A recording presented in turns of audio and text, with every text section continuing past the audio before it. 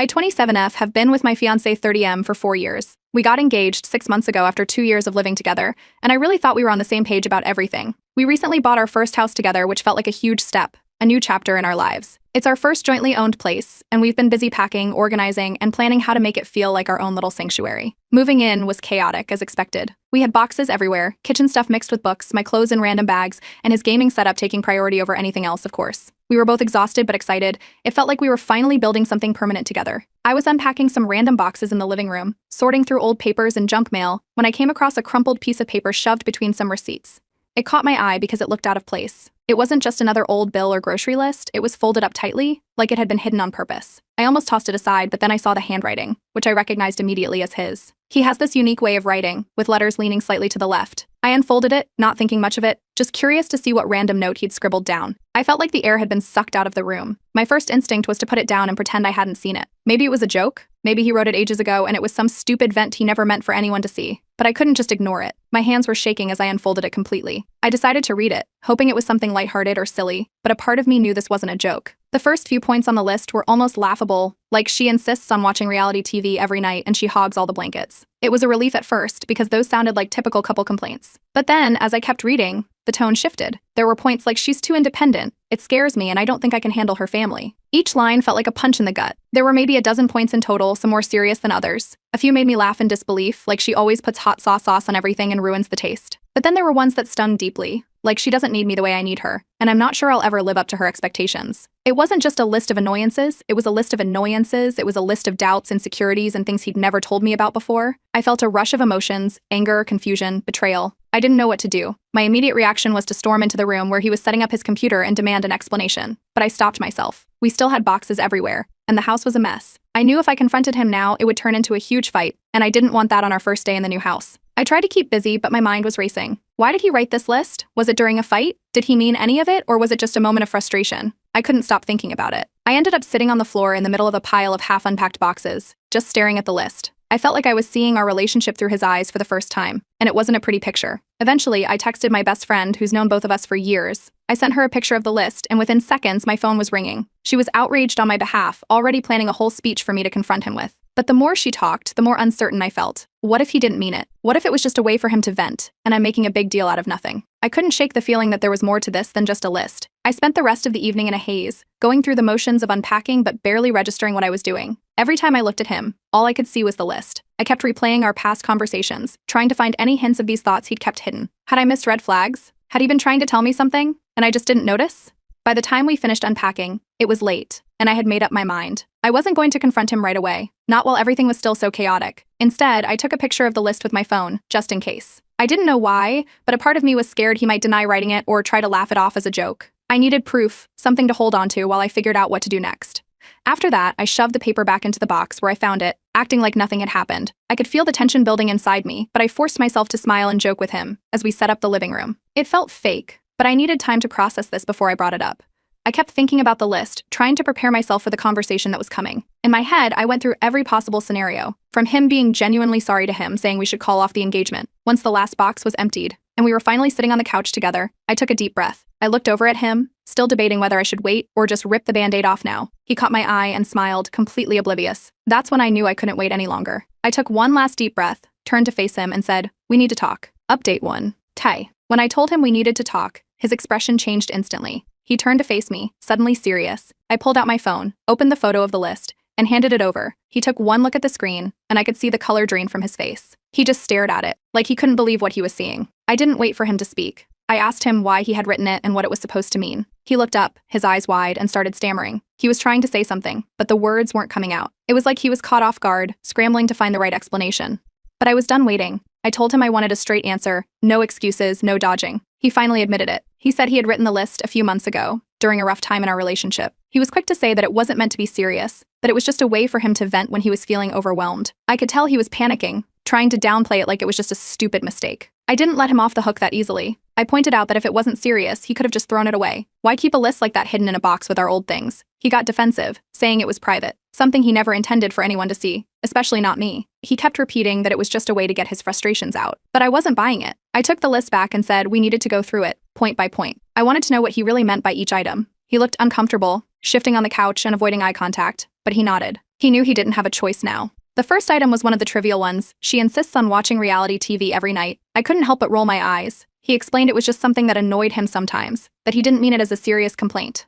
We both knew it wasn't a big deal, and I could almost laugh about it if the situation weren't so tense. But then we got to the more serious points, like she's too independent. It scares me. I asked him what that was supposed to mean. He looked down, rubbing the back of his neck, and said he felt like I didn't need him. He said he felt small in comparison, like he wasn't contributing enough. It wasn't something he'd ever told me before. I was stunned. I had no idea he felt that way. Next was I don't think I can handle her family. I asked if he meant that my family was overbearing. He said no, it wasn't that. They were nice, but he felt like he didn't fit in. He thought my parents judged him, especially after we moved in together. He said he always felt like he was walking on eggshells around them, trying to prove himself. Again, this was news to me. He'd never mentioned feeling uncomfortable around my family. As we kept going through the list, it became clear that so many of these points were rooted in misunderstandings. He thought I disliked his friends because I rarely joined their hangouts, but I told him I just felt overwhelmed in large groups, especially when I didn't know everyone well. He assumed I wasn't interested, but the truth was, I just needed more time to get comfortable. Then we got to the one that hit me the hardest. I'm not sure I'll ever live up to her expectations. I asked him what he meant by that. He finally looked at me, his eyes filled with something I hadn't seen before, fear. He said he felt like I was out of his league, that I was smarter, more successful, and more put together. He said he was constantly worried he was going to disappoint me. I didn't know what to say. It hurt, not just because of the words, but because he had never talked to me about any of this. He apologized then, saying the list was a mistake, something he deeply regretted. He said he loved me and wanted to marry me more than anything, but I couldn't shake the feeling that he had kept all of these thoughts hidden for so long. If he really loved me, why hadn't he just talked to me instead of writing it all down like this? I told him we needed to take a step back, that maybe we should pause the wedding plans. He looked like I had slapped him. He started crying, something I'd only seen him do a few times before. He said he had been feeling insecure and overwhelmed by everything. The engagement, the house, the pressure to be the perfect partner. He admitted he'd written the list because he was scared. Scared of not being good enough. Scared of failing me. Scared of marriage itself. For the first time, I saw him vulnerable in a way I hadn't before.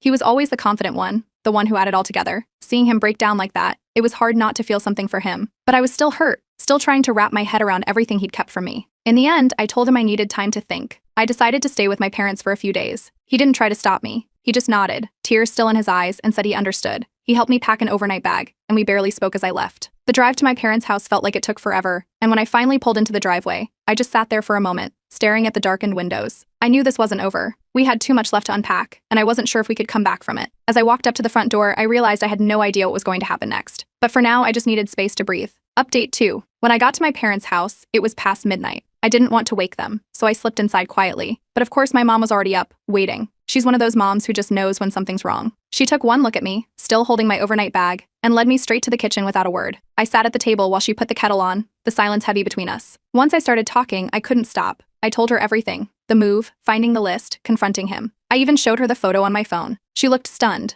like she couldn't believe he had written all of that. She kept glancing back at the list, rereading the points, shaking her head. My mom has always liked him, so I think this hit her almost as hard as it did me. My sister showed up the next morning. She's 2 years older than me and never misses an opportunity to share her opinion. She read the list and immediately said it was a sign that we needed better communication. She wasn't shocked like Mom was. Instead, she said it made sense if he'd been bottling up all these feelings. She asked if we had ever really talked about marriage expectations or if we just assumed we were on the same page because we'd been together so long. Later, my dad pulled me aside. He's usually pretty reserved, so I wasn't expecting much, but he gave me one of those serious looks and told me he'd support whatever decision I made. He added, though, that maybe my fiancé wasn't ready for marriage if he felt the need to write a list like that instead of talking to me directly. It was subtle, but I knew what he was hinting at, that maybe this relationship had deeper cracks than I realized. Over the next few days, my phone kept buzzing with texts from him. He was apologizing over and over, saying he missed me, begging me to come back home so we could work things out. I read every message, but I didn't reply. I needed space to think, to figure out what I wanted to do. I didn't know if I could just go back and pretend like everything was okay after finding that list. Then, out of nowhere, he suggested we try couples therapy. This shocked me because he's never been the type to open up to strangers, let alone a therapist. He's always been the, we can handle it ourselves kind of guy.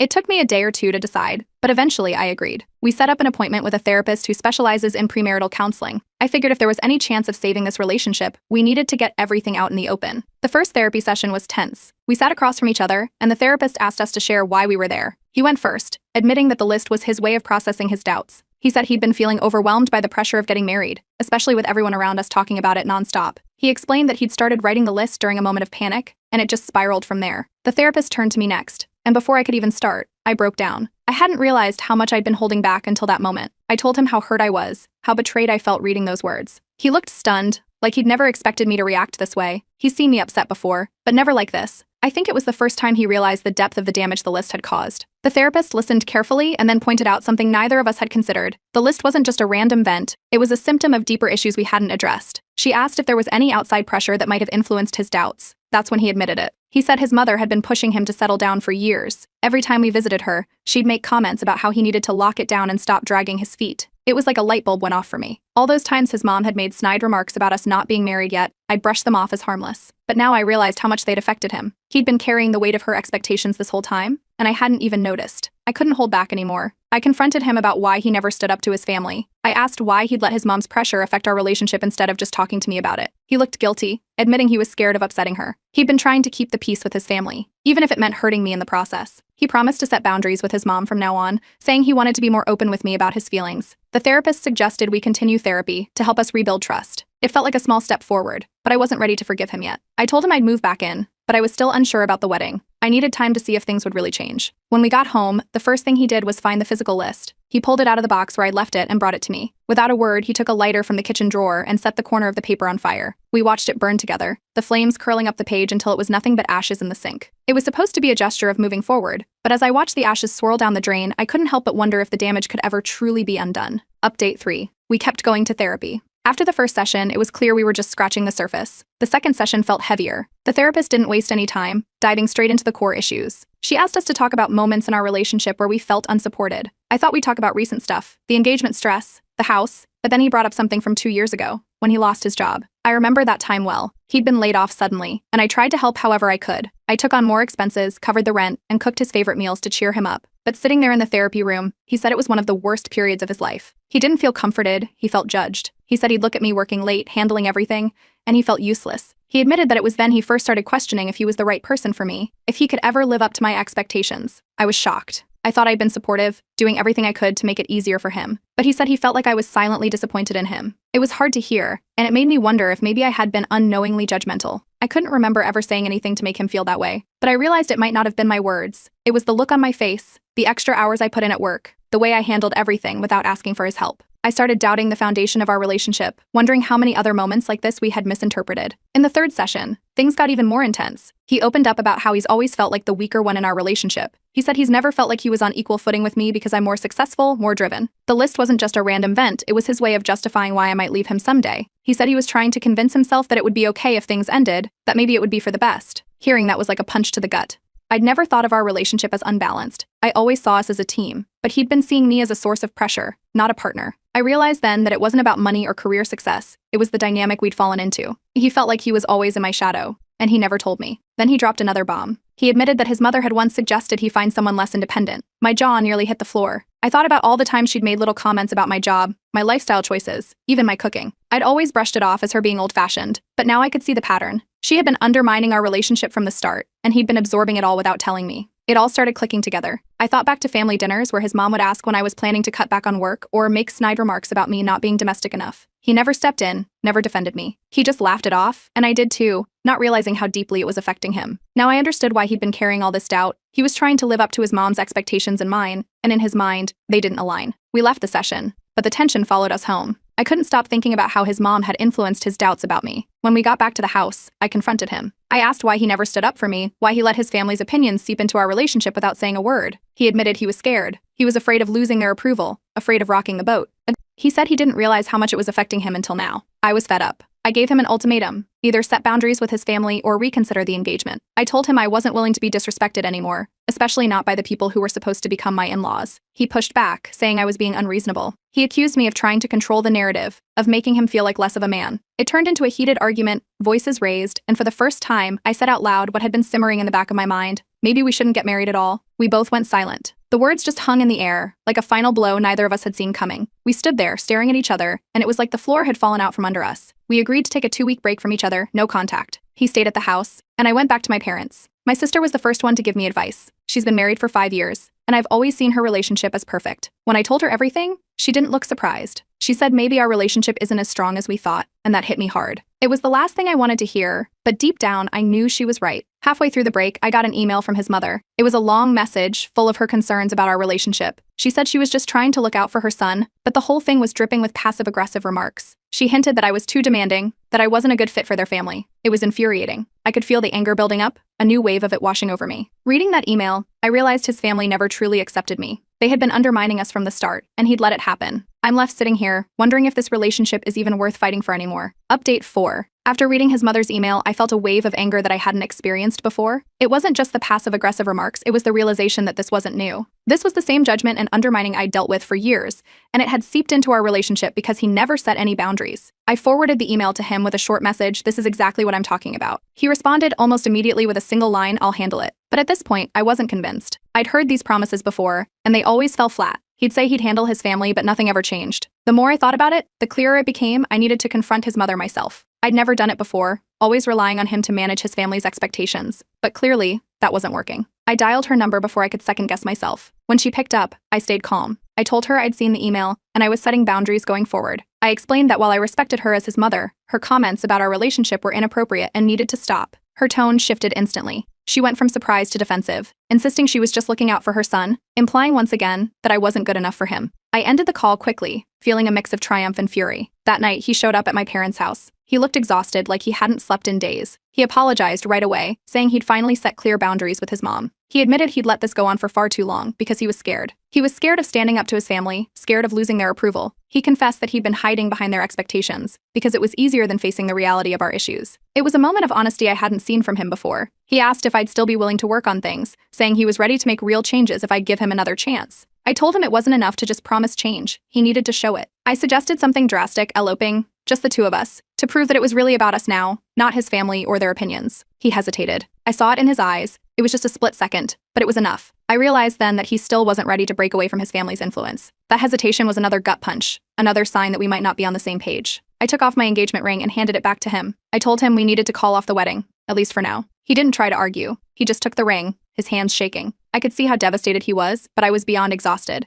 I packed my things and moved back to my parents' house. It felt like my entire world was crumbling, but there was also a sense of relief. For the first time in weeks, I felt like I was taking control. In a moment of frustration a few days later, I posted a vent on a private forum about everything. The list, his mother's involvement, the constant pressure. The response was overwhelming. People told me I dodged a bullet, that I deserved better, that I was right to demand boundaries and respect. It was comforting to see so many strangers support me, but it also made everything feel more real, like I was truly moving on from this relationship. Then, out of the blue, I got a message from his best friend. He said he had no idea things were this bad. He'd noticed changes in my fiancé's behavior over the past year, but didn't realize the extent of it. He apologized, saying he wished he'd stepped in sooner. It was surprising to hear from him, but it also validated that I wasn't overreacting. Other people had seen the cracks forming too. About a week later, a package arrived at my parents' house. It was from him. I opened it carefully, expecting some sort of apology gift, but inside was a handwritten list. The title read, "Reasons I Want to Marry Her." My hands shook as I unfolded it. This list was different. There were no complaints, no doubts. It was filled with genuine, heartfelt points like, "She makes me want to be better, and I can't imagine life without her." It wasn't perfect, but it felt real. I started crying before I even made it halfway through the list. It was everything I'd wanted to hear, everything he'd never managed to say before. But I couldn't shake the fear that it was just words, that things wouldn't actually change. I was torn between love and the reality of all the issues we still hadn't resolved. I sat there for a long time, just staring at the list, thinking about everything that had happened. Eventually, I picked up my phone and sent him a message, "We need to talk." He replied almost immediately, "Whenever you're ready." And just like that, the ball was back in my court. I knew this was it, the final decision. If I gave him one last chance, it had to be all or nothing. No more lists, no more doubts, no more hiding behind his family's expectations. I still loved him, but I wasn't sure if that would be enough to fix everything that had been broken. Update 5. We agreed to one last therapy session before making any final decisions about our relationship. I arrived first, and it felt like forever before he walked in. He looked nervous but determined. There was a heaviness in the room, like we both knew this was it. Either we'd come out stronger or it would be the end. The therapist asked us to share what we needed from this session. I went first, laying everything out. I told him I'd lost trust in him, not just because of the list, but because he'd repeatedly let his family's opinions dictate our relationship. I wasn't sure I could count on him to put us first. It felt harsh, but I needed to be honest. I didn't want to continue if things were just going to go back to the way they were. He took a deep breath and didn't try to interrupt. When it was his turn, he finally admitted that he'd been spineless, hiding behind his family's expectations because it was easier than standing up for himself, or for me. He said he'd been terrified of disappointing his mom, of losing her approval, and that fear had made him act like a coward. He told us he'd already taken steps to change. He moved his mother's spare key out of the house, and he'd had a tough conversation with her about respecting our boundaries. Then he did something unexpected. He got down on one knee, right there in the therapist's office. He took out a small box, but it wasn't the same engagement ring. He'd bought a new one, a symbol of starting fresh.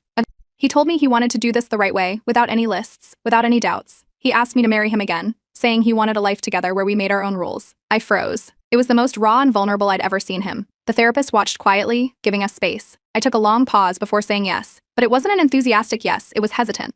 I told him this was his last chance, and there wouldn't be another. If he couldn't show me that he was truly ready to prioritize us, it would be over for good. We decided to go through with the elopement plan we'd joked about before. We didn't tell anyone. We went to the courthouse the following week, just the two of us. It felt like a clean slate, a chance to start again without the weight of everyone else's expectations. It was simple and quick, but in a strange way, it was perfect. There were no big speeches, no pressure, just us making a choice together. Afterward, we broke the news to our families. My parents were cautiously supportive. They were happy for us, but worried after everything we'd been through. His mother, on the other hand, was furious. She called him immediately, demanding to know why we hadn't included the family. For the first time, he stood up to her while I was right there beside him. He told her that his wife came first now, and if she couldn't respect that, then she wouldn't be part of our lives. It was a turning point I never thought I'd see. We took a month-long honeymoon, just the two of us. We needed time away from everyone and everything to reconnect. It wasn't perfect. We still had moments of tension, little arguments about things we hadn't fully resolved, but it felt like we were both putting in the effort. We spent our days exploring new places, trying new foods, and talking about the future without anyone else's voice in our heads. When we got back, we agreed to continue therapy, even after getting married. It wasn't a magic fix, but it was helping us understand each other better. One night, he brought up the original list again. He suggested we read through it together, to face it head-on. I was hesitant but agreed. We sat on the bed, reading through each point. We laughed at some of them, like the one about reality TV. We cried over others, like his fear of never living up to my expectations. It was cathartic, like we were finally letting go of all that weight. After we finished, I handed him an envelope. Inside was a list I'd written titled Reasons I Almost Didn't Marry You. He read it silently, taking in every word. It wasn't meant to hurt him. It was my way of being honest about the moments that almost broke us. He put the list down, pulled me into a hug, and whispered that he was going to spend the rest of his life making sure I never felt that way again. We decided to start a new tradition. Every year on our anniversary, we'll write a list of reasons we love each other. It's our way of checking in, of making sure we're still on the same page. It's small, but it feels like a step in the right direction.